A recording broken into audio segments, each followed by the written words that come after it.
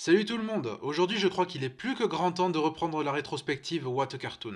Non, je ne l'avais pas oublié. En ce qui vous concerne, je n'en sais rien puisque je suis pas dans votre tête, mais toujours est-il que ça faisait longtemps, j'en conviens. J'ai repoussé la conception de cette quatrième partie pour diverses raisons personnelles, mais c'est enfin reparti. Eh bien, je n'ai rien à ajouter, allons-y. Et on démarre fort cette quatrième salve avec l'un des courts-métrages les plus connus de cette anthologie, The Chicken from Outer Space. Pourquoi un des plus connus? Parce qu'il s'agit du pilote de la série Courage le chien froussard. Et pour une fois, je pourrais pleinement parler de ce que ce pilote instaure et qui fera partie des rouages constituant la série de John R. Dilworth. Ce pilote, tout comme la série, prend place dans une ferme au beau milieu de nulle part. Littéralement, l'endroit s'appellera Nowhere dans la série, alors que Courage mène une journée tranquille avec ses deux propriétaires, pour le moment anonymes. Oui, le court-métrage étant sans dialogue, ce serait pas évident de donner certaines infos contextuelles sans la série qui a suivi. Bref, une journée tranquille, je disais donc, jusqu'à ce qu'une soucoupe volante atterrisse devant la ferme. Une soucoupe révélant un poulet extraterrestre qui a bien l'intention de conquérir le monde, ou seulement la ferme, je sais pas trop, grâce à ses œufs particuliers. Alors c'est assez difficile de résumer tout ce qui fera l'essence d'une série seulement avec son pilote, mais je trouve que The Chicken from Outer Space fait un super boulot pour nous initier à ce que Dilworth avait en tête avec Courage, en plus d'être tout simplement un très bon court-métrage. Ça rime. Déjà, il connaît son focus principal qui tournera autour de Courage, ses deux propriétaires et la ferme de nulle part, ce qui se sentira dans la série qui repose très rarement sur des personnages secondaires autres que les méchants. On y retrouve déjà plusieurs running gags comme Courage tentant vainement de prévenir ses propriétaires d'une menace sans que ceux-ci ne la prennent au sérieux au début. D'ailleurs, heureusement que c'est une série sans continuité parce que sinon à force il devrait savoir qu'il ne faut pas douter de lui quand il aperçoit une menace. Et Eustache s'amusant à effrayer le pauvre Courage avec un masque dès qu'il en a l'occasion. Même si à ce stade, on ne se doute pas encore à quel point il ne porte pas le chien dans son cœur. On a déjà le mélange entre le cartoon et la science-fiction horrifique, enfin bien entendu horrifique accessible pour le jeune public, Eustache tête de turc principale, et même un duel entre Courage et la menace du jour qui s'affrontent au détour d'épreuves de plus en plus random. La principale différence entre ce pilote et la série, c'est que ce pilote est quasi intégralement sans dialogue, à l'exception d'une seule réplique prononcée par Courage. Pour ce qui est du court-métrage en lui-même, j'aime beaucoup. La menace planée autour du trio principal est parfaitement farfelue, mais occasionne un climax parfois tendu dans son montage alterné, tout en restant drôle.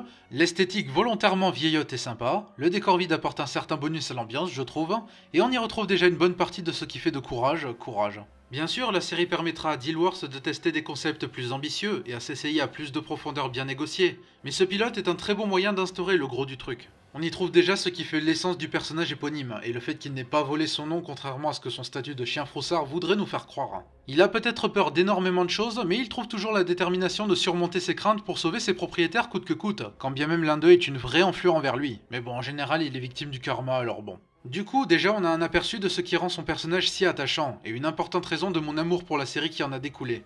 Pour la partie anecdote, selon Dilworth, à la base ce court-métrage devait être en noir et blanc pour souligner l'hommage au film d'horreur rétro dont il est clairement inspiré. Je trouve qu'en l'occurrence, il a trouvé une bonne balance pour être à la fois un bon hommage à ses films et aussi un cartoon bien drôle et au timing réussi. Dilworth y glisse même un clin d'œil à un cartoon des Looney Tunes avec sa toute dernière scène.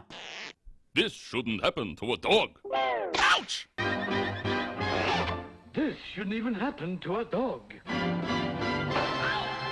La série fut même l'occasion de rendre hommage à ce pilote, sans lequel elle n'aurait probablement jamais vu le jour, en lui donnant non pas une, mais deux suites, dans un des rares cas où il y a un semblant de continuité autour de la franchise. Et enfin, j'avais parlé de No Smoking nommé pour un Emmy Award, bah celui-là avait carrément été nommé aux Oscars en 1996, perdant face à Rasé de près de Wallace et Gromit, qui n'était pas déméritant non plus. J'imagine que ça a dû donner de la confiance à Cartoon Network envers cette franchise prometteuse, d'autant que les ingrédients pour faire de ce pilote une série complète étaient là. Et ça nous a permis d'obtenir un des grands classiques du Cartoon Network de la fin des années 90 et début des années 2000, et une de mes séries préférées provenant de la chaîne. Ce court-métrage est également un de mes préférés de cette compilation jusqu'ici. Un excellent mélange entre cartoonesque, horrifique déluré, humour noir et introduction à un univers à potentiel. Le suivant c'est Pizza Boy dans No Type par Robert Alvarez. Alors Robert Alvarez, je vous conseille d'aller voir son CV. Cet homme, dans le milieu depuis les années 70, s'est occupé de l'animation de énormément de séries, particulièrement de chez Cartoon Network, et encore aujourd'hui il est en activité. Au sein des What a Cartoon, il a également opéré plusieurs fois en tant que directeur de l'animation, jusqu'à faire son propre court-métrage pour la compilation. Ici, on revient à du cartoon simple et effréné, centré sur un livreur de pizza qui doit respecter la règle du livrer en 5 minutes ou moins n'importe où s'il espère avoir un pourboire. C'est alors qu'il reçoit une commande provenant de l'Arctique, et en livrant sa pizza là-bas, il se retrouve congelé et se réveille 1000 ans dans le futur, où il y fait la connaissance d'un robot. Oh merde, je me suis trompé de fiche. Bon, on la refait. Salut tout le monde, aujourd'hui je crois qu'il est plus que grand temps de reprendre... Non mais quand je dis on la refait, je voulais pas dire depuis le tout début. Le livreur se lance donc dans une course effrénée pour atteindre sa destination en moins de 5 minutes, malgré les multiples obstacles se dressant devant lui. J'aime le concept de ce cartoon, on en a eu plusieurs tournants autour d'une course-poursuite, mais là ça change un peu la recette habituelle en tournant ça en contre-la-montre. Ça autorise nos types à se parer d'une frénésie plutôt jubilatoire, d'ailleurs on le sent dès le début que ce sera frénétique, avec à peu près tous les personnages qui parlent en hurlant, ce qui est pas du tout agaçant. You better do something, Mr. Little Man! Hey, I want to order pizza, know what I'm saying? Well, of course we deliver to the Arctic Circle in 5 minutes or less. We're Pizza Boys! J'aime beaucoup la musique aussi, avec ses airs jazzy tout en suivant la cadence de la course folle engagée par le livreur, ça me rappelle les travaux de Dean Elliott pour les Tom et Jerry de l'ère Chuck Jones. L'esthétique est plutôt sympa et colle bien, avec un air proche de Patrick Ventura, ce qui n'est pas un hasard puisque l'équipe de ce court-métrage comprend plusieurs personnes ayant également opéré sur ceux de Ventura. J'aime particulièrement le passage dans les égouts, avec l'eau qui n'a pas d'animation parce qu'elle fait partie du décor, et du coup des effets d'eau ajoutés autour du livreur et de l'alligator qui le poursuit. En soi, j'ai pas tellement à dire sur ce court-métrage, quoique j'aurais bien aimé que la course du livreur soit plus longue, vu que pour nous spectateurs elle dure 3 minutes, et qu'on a à la fin une scène un peu superflue, surtout là j'ai l'impression pour faire un jeu de mots avec type, qui veut dire aussi conseil. Mais sinon, c'est un très chouette cartoon dont j'apprécie la vélocité, même si je pense que c'était pour le mieux que ça reste un stand-alone, vu qu'il n'y a pas tellement de matière pour une série complète j'ai l'impression, mais je le conseille donc à ceux qui aiment les cartoons rapides et furieux. On passe à Grams par Michael Ryan et Butch Hartman. Ah, ce bon vieux Butch, ça faisait longtemps. Non. Ces deux gaillards sont de nouveau réunis après Hillbilly Blue, et heureusement pour moi celui-là est bien meilleur. Mais après les Hillbillies, maintenant c'est les seniors qui sont le centre du cartoon. Enfin, un senior, mais bon. C'est donc centré sur un grand-père qui, en voyant le jeu vidéo de ses petits-enfants, décide de leur parler de la fois où il a sauvé le monde d'une invasion extraterrestre. Oui, donc on a le schéma du vieil homme qui radote avec ses histoires délirantes, où lui-même s'embrouille dans ses souvenirs, et... Attendez, mais... On a enfin eu notre spin-off sur Abraham Simpson. La particularité ici, c'est que ses petits-enfants se promènent avec lui dans son histoire et passent leur temps à le corriger quand il semble aller un peu trop loin. Alors qu'ils sont forcés de l'écouter parce que... Remember what happened to Grandma? She was dead when I got there!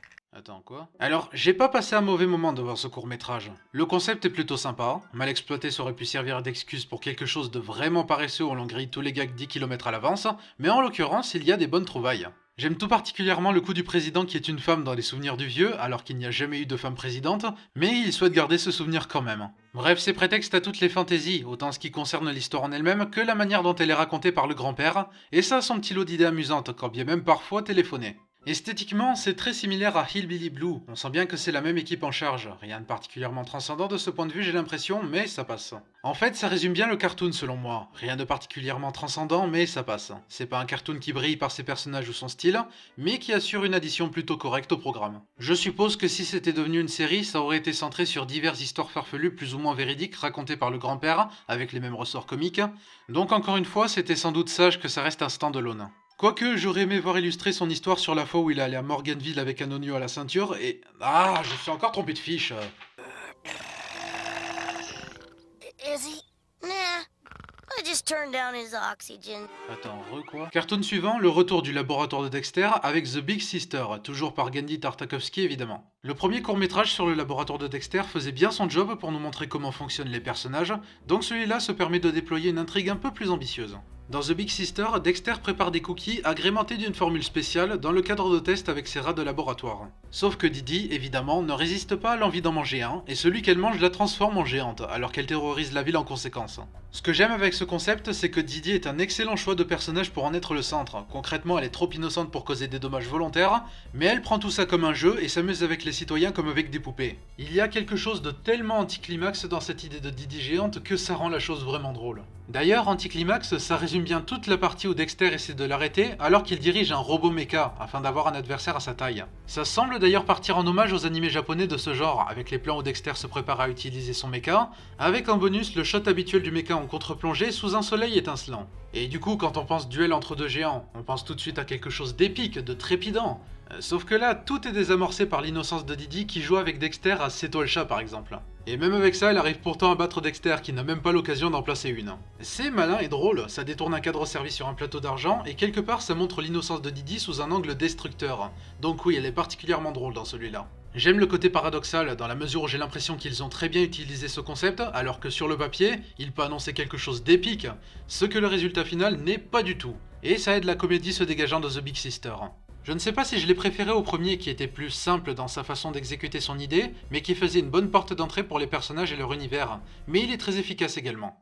Et on continue avec Blues Gang dans Bow Wow Buccaneers par Mike Milo et Harry McLaughlin. Deux animateurs à la carrière bien remplie, surtout Mike Milo, un vrai touche-à-tout dans le milieu depuis une trentaine d'années, entre autres artiste storyboard, cara designer et réalisateur, que ce soit 2D, 3D ou animation flash, pour des majors comme Cartoon Network, Warner Bros, Disney, Nickelodeon, Universal et j'en passe. Il est même le cofondateur d'un site internet nommé Animation Insider avec sa femme Laura, qui entre autres interviewe des artistes dans le secteur à travers le monde entier. J'ai moins d'informations sur Harry McLaughlin, mais il a également un certain nombre de programmes et de positions à son actif, notamment réalisateur assistant chez Class Kick Suppo, ou tout récemment responsable du montage des animatiques pour American Dad. Ce n'est pas le seul court-métrage de cette compilation résultant de leur association, j'y reviendrai, mais en l'occurrence je trouve Blues Gang plutôt réussi. Là je pense qu'on est dans le cas du court-métrage brillant notamment par ses personnages, un trio de chiens dont le chef Blue en a marre du train-train quotidien de sa littérale vie de chien. Alors il propose à ses deux amis de partir à l'aventure, et par là j'entends s'amuser à jouer les pirates urbains à la nuit tombée.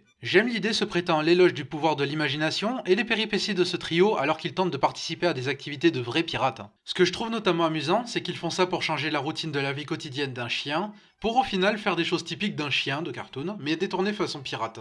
Par là j'entends par exemple qu'ils chassent quand même les chats mais qu'ils le font passer par-dessus la planche, ou qu'ils bombardent un camion rempli de viande pour obtenir le butin qu'il contient. J'apprécie le mix des deux, ça donne une petite singularité au cartoon. Cartoon qui bénéficie d'une direction artistique solide, pas forcément la plus unique déployée au sein de cette compilation, mais avec une agréable vibe de production Hanna-Barbera quelque peu modernisée et énergétique. En fait, l'ensemble a une bonne vibe de cartoon à l'ancienne remis au goût du jour justement. Après oui, c'était une des notes d'intention générale de cette compilation, mais je trouve que c'est un des courts-métrages où ça ressort le mieux.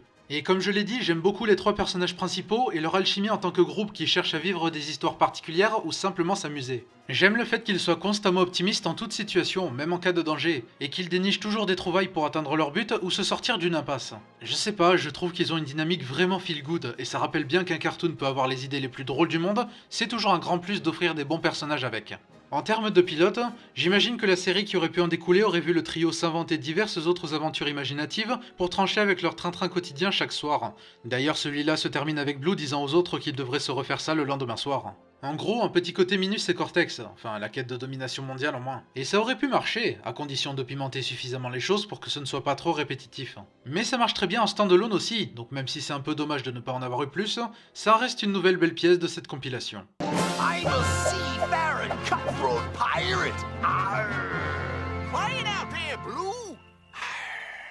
Le suivant, Jungle Boy dans Mr. Monkeyman, deuxième création de Van Partible après Johnny Bravo. En fait, il se trouve justement que Jungle Boy est un personnage apparaissant quelques fois dans la première saison de Johnny Bravo. J'ignore si ça devait être une sorte de spin-off à la base, mais bon voilà, ça fait partie du Bravoverse visiblement. Et on n'a pas attendu les années 2010 pour que tout et n'importe quoi devienne un univers partagé, hein.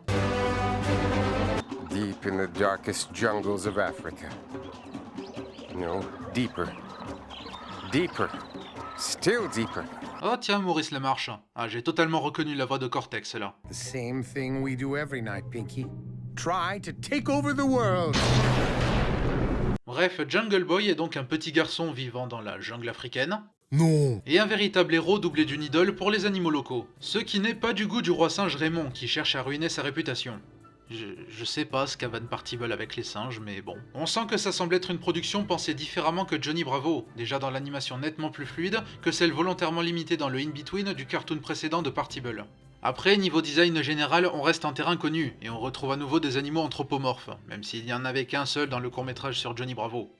C'est histoire de dire. La comédie de ce cartoon résulte surtout, j'ai l'impression, de la popularité du petit garçon auprès des animaux, qui le voit donc comme un grand héros alors qu'il ne fait pas grand chose de spécial. Même s'il démontre sa grande force à 2 reprises et qu'il est apparemment un excellent avocat, il reste surtout un enfant à l'innocence désarmante, à tel point qu'il est instantanément pardonné suite aux agissements de Raymond qui ont été pris pour les siens.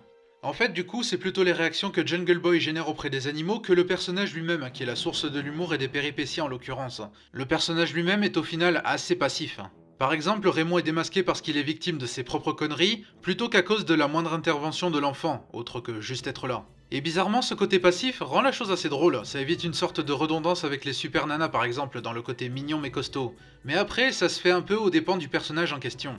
Sinon, Jungle Boy le cartoon n'est pas particulièrement transcendant, et je ne sais pas si ce que j'ai souligné aurait tenu sur la longue d'une série complète, donc c'était sans doute pour le mieux qu'il ne soit qu'un personnage secondaire d'une autre. C'est déjà un honneur que bien d'autres cartoons de cette compilation n'ont même pas eu, mais bon, ça reste potable et pas désagréable à voir. He is just too darn cute.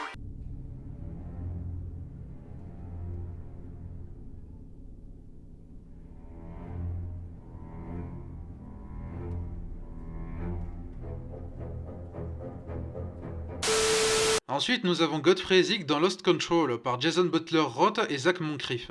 Tiens, quand j'y pense, c'est assez impressionnant le nombre de duos de personnages qu'on a eu au travers de ces différents pilotes. Au début, je pensais que celui-là allait être dans la même logique de petit ténu et grand débile comme plusieurs autres duos avant lui, mais au final, je trouve qu'il y a quelque chose qui les démarque, et je vais y revenir. Dans ce cartoon, on suit les personnages de Godfrey Ezek, respectivement une girafe et un cochon, quitter momentanément leurs eaux en direction d'une usine de traitement des eaux usées, pour récupérer la télécommande de leur télévision accidentellement tombée dans les toilettes. Alors, il y a quelque chose dans ce cartoon qui fait joliment office d'introduction pour ces personnages, tout en les plaçant dans une intrigue donnant l'impression de suivre un épisode pas nécessairement introductif. Je ne sais pas exactement comment l'expliquer. Mais je trouve qu'on a déjà des informations intéressantes sur eux avec leur première scène, où ils font comprendre l'importance de la télévision dans leur vie. Godfrey, television is our magical window to the world. Without the remote control, we have nothing. Et en décidant de pénétrer le monde extérieur pour récupérer leurs précieux, on témoigne rapidement de leur côté socialement inadapté. En fait, il se dégage de ce duo une aura de deux losers qui s'ennuient dans leur vie quotidienne et qui trouvent finalement avec cet accident l'occasion de découvrir le fameux monde dont jusqu'ici, la télévision était leur seule fenêtre comme ils disaient au début. Ça ajoute quelque chose à leurs diverses péripéties au sein de cette usine de traitement, qui sont déjà assez drôles en elles-mêmes, mais du coup elles permettent également une intéressante compréhension du fonctionnement de ces personnages. Et hop, voilà comment une histoire à base de télécommande jetée dans les toilettes devient une façon d'aborder la psychologie de personnages de cartoon. C'est pas mal. Sinon, côté direction artistique, ça a un petit côté Rocky et Bullwinkle vraiment sympa je trouve, avec le design des personnages et les contours épais. D'ailleurs, je me demande si ce duo est inspiré de celui susmentionné en fait, vu qu'autrement je ne connais pas beaucoup Rocky et Bullwinkle en fait. Je trouve intéressant le travail sur le background aussi, dans son alternance entre décors bien définis et arrière-plan plus expérimental, ainsi que l'usage des couleurs en fonction de la scène. C'est polyvalent et ça me plaît.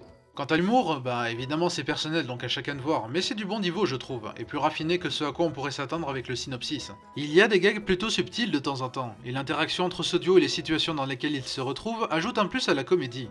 Et donc ce court-métrage est aussi une sympathique façon de nous rappeler qu'il y a quand même plus dans la vie que de rester affalé devant sa télé, et il y a quelque chose de charmant à voir ces deux-là s'embarquer dans une situation banale, rendue palpitante à leurs yeux. En ce sens, la fin est une très satisfaisante façon de conclure ce très chouette court-métrage. Et parlant de conclusion, on termine cette salve avec Tumbleweed de Tex dans School Days, second court-métrage de Robert Alvarez. Ah, un cadre Far West, c'est toujours plaisant d'en voir un dans les cartoons, je trouve. Au fait, tant que j'y suis, vous avez vu Lone Gun Gulch? Ce cartoon nous fait suivre le bandit éponyme Tumbleweed Tex, dont on apprend au début qu'il est recherché pour pillage de banque, vol dans un train, et parce qu'il est en retard à l'école, alors qu'il nous dit lui-même comme ça, soudainement, qu'il est en CM1 depuis 20 ans. J'aime beaucoup ce plan au passage. En plus, je trouve qu'il accentue l'effet comique de la chute avec le « en retard à l'école » sur l'affiche. Mais alors qu'il est sur le point de cambrioler une nouvelle banque, la cloche de l'école sonne et il doit se rendre en cours.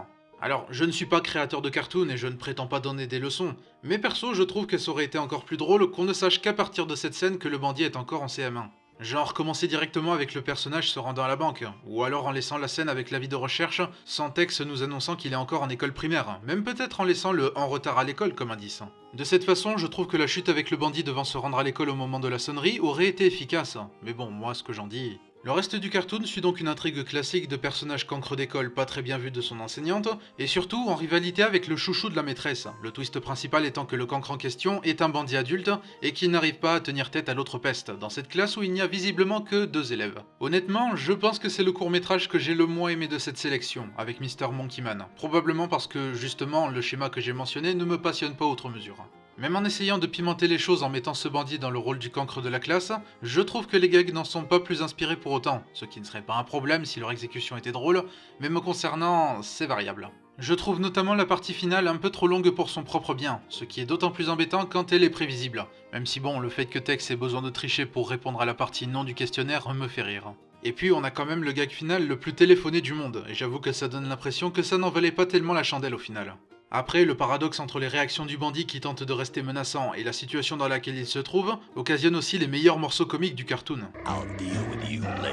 La patte visuelle est dans la veine de celle de Pizza Boy, mais je sais pas pourquoi cette fois en particulier, mais ça m'a aussi rappelé un autre Tex, Avery bien sûr, et ses cartoons de la fin de sa carrière à la MGM, vers le milieu des années 50. Ce qui ne me semble pas être un choix anodin vu que les situations sont parfois bien dans son esprit, mais dans une version très basique et peu inventive, ce qui est dommage. Je pense qu'on pouvait faire un peu mieux avec cette base, ne serait-ce qu'en termes d'exécution. Aussi, heureusement que Tex est un adulte vu que la maîtresse semble prendre un malin plaisir à utiliser les grands moyens pour le corriger.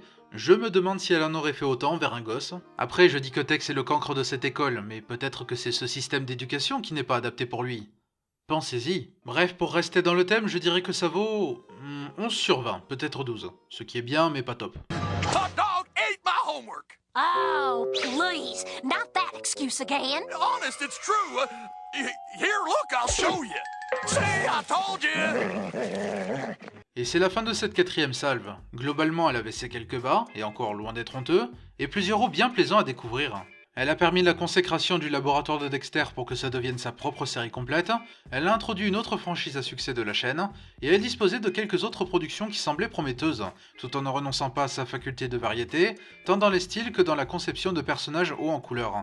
J'ai eu l'impression que j'avais moins à dire sur cette salve par rapport à d'habitude, mais comme toujours si le cœur vous en dit, je vous encourage à découvrir ces cartoons. Vous y trouverez peut-être votre bonheur tant il y en a pour tous les goûts, et globalement ça demeure des archives intéressantes de l'histoire de Cartoon Network et de plusieurs artistes. D'ailleurs il nous reste encore 16 courts-métrages à découvrir, et je vous promets qu'on n'en a pas fini avec les pièces intéressantes et variées, alors j'espère vous revoir pour les 2 prochaines parties. Et avant de conclure celle-ci, j'aimerais revenir un instant sur Mina et le conte. Pas sur mon avis sur le court-métrage qui est toujours un de mes préférés jusqu'ici, mais plutôt sur la production entourant cette franchise à la courte vie. Déjà, il faut savoir que l'origine de Mina et le conte provient de bien avant l'existence de What a Cartoon. Tout comme Dexter pour Tartakovsky et les Super Nana pour McCracken, Rob Renzetti avait fait de ce duo la base de son film étudiant pendant ses études à CalArts en 1992. Déjà un joli petit court-métrage résumant la force de cette franchise, entre atmosphère mi-gothique mi-mélancolique, et saupoudré d'un peu de mignon et de cartoon bon enfant. Mais avec un peu de recherche, j'ai également trouvé les raisons de pourquoi cette franchise n'est jamais allée au-delà de 6 courts-métrages plus un film étudiant. Parce que bon, de mon point de vue, quand tu accumules autant de courts-métrages sur une même franchise au sein de projets pareils, c'est que tu devais pas être loin d'avoir ta série officielle. En juillet 2018, Renzetti avait expliqué toute l'histoire sur son compte Twitter, où il y parle de la montée et de la chute de Mina et le conte, et de comment ça a pu aboutir malgré tout à une autre franchise populaire de sa création. Voici la traduction par mes soins. Tout comme le laboratoire de Dexter et les Super Nana, Mina et le conte a démarré en tant que film étudiant, et comme les 2 autres, il est devenu un court-métrage What a Cartoon chez Hanna-Barbera. Mais contrairement à eux, ce n'est pas devenu une série Cartoon Network. Il fut un moment où c'était réfléchi comme un segment intermédiaire pour Dexter. Ce n'est pas arrivé. Après cela, ABC était intéressé par le projet pour leur line-up du samedi matin, puis Disney a racheté ABC. Les montagnes russes des désillusions ont continué chez Nickelodeon. Fred Seibert voulait faire de Mina une série, et m'a donné 6 courts-métrages supplémentaires pour convaincre Nickelodeon. Ils étaient tellement pas convaincus qu'ils ont annulé le dernier court-métrage. Nickelodeon était toujours frileux vis-à-vis de l'idée d'une petite fille et d'un vampire traînant ensemble. Quand bien même leur relation était complètement innocente, ça les mettait toujours mal à l'aise. Mais Montagnes Russes des Désillusions se sont donc achevées par un crash. Mina et le conte étaient finis. Je pensais que Seibert allait donner ma dernière place vacante à Larry Huber ou à Butch Hartman. À la place, Fred m'a demandé de venir avec une autre idée. Une des idées que je lui ai présentées concernait une adolescente anxieuse qui avait pour petit ami un robot sans émotion. Pour elle, leur relation était passionnée, alors qu'en réalité, le robot ne ressentait rien pour elle. Fred a gentiment suggéré, vu la réaction de Nickelodeon envers Mina, qu'une autre histoire sur une fille ayant une relation inhabituelle avec une forme de vie non humaine n'était pas la meilleure des options. J'ai dû admettre qu'il avait raison. Je lui ai donc demandé quelques jours pour réfléchir à tout cela. Sur mon chemin vers l'épicerie, l'idée m'a soudainement frappé. Faire de l'adolescente anxieuse et du robot un même personnage. La trame narrative complète du pilote de Jenny Robot est ainsi venue progressivement. J'ai essayé de faire de Mina et le conte une série pendant si longtemps, mais c'est seulement mon échec à cela qui a permis à Jenny Robot de prendre vie. C'est ainsi qu'un vampire a donné naissance à un robot. Voilà, maintenant vous savez tout. Et me concernant, si je regrette qu'une série sur Mina et le conte n'ait jamais pu voir le jour, Jenny Robot est un prix de consolation plus que satisfaisant, et a engendré une solide fanbase tout en permettant la consécration de Renzetti en tant que créateur. Et comme la plupart des autres courts-métrages de ce programme, ça lui confère une aura particulière qui le rend d'autant plus attachant. Bref, ce sera tout pour aujourd'hui. Merci pour votre temps accordé au visionnage de cette vidéo, j'espère qu'elle vous aura plu, et on se retrouve lors de la prochaine chronique. Ciao!